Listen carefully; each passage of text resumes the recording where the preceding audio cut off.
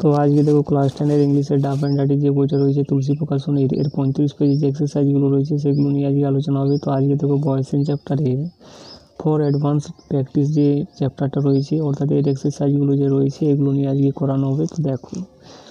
তো দেখো change the following sentences from active to passive voice, অর্থাৎ এগুলোকে অ্যাক্টিভ থেকে প্যাসিভ ভয়েসে রূপান্তর করতে বলা হচ্ছে। 1 নম্বর দেখো বুক ইউর টিকিট, তাহলে কী হবে হ্যাভ ইউর টিকিট বুক।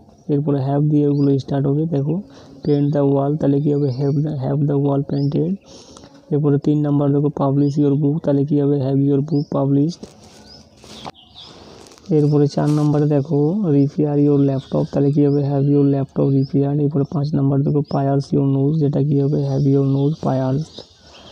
এরপরে দেখো imperative sentence beginning with let, অর্থাৎ লেট দিয়ে স্টার্ট আছে এমন সেন্টেন্সগুলোকে ভয়েস চেঞ্জ করতে বলা হচ্ছে। তো 1 নম্বর দেখো let us keep in there, তাহলে কী হবে let in be kept there by us. তো দেখো 2 নম্বর দেখো let me finish the task, তাহলে এখানে অবজেক্ট রয়েছে দ্য টাস্ক, তাহলে কী হবে লেটের পরে টাস্কটা হবে, তাহলে let the task be finished by, তার মিটা মিই থাকবে। এরপরে 3 নম্বর দেখো let her apply the trick, তাহলে কী হবে let the trick be applied by her.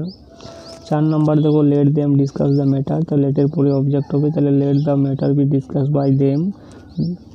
এরপরে 5 নম্বর দেখো let us solve the dispute, তো ডিসপিউটটা এখানে অবজেক্ট, তাহলে কী হবে let the dispute be solve by us.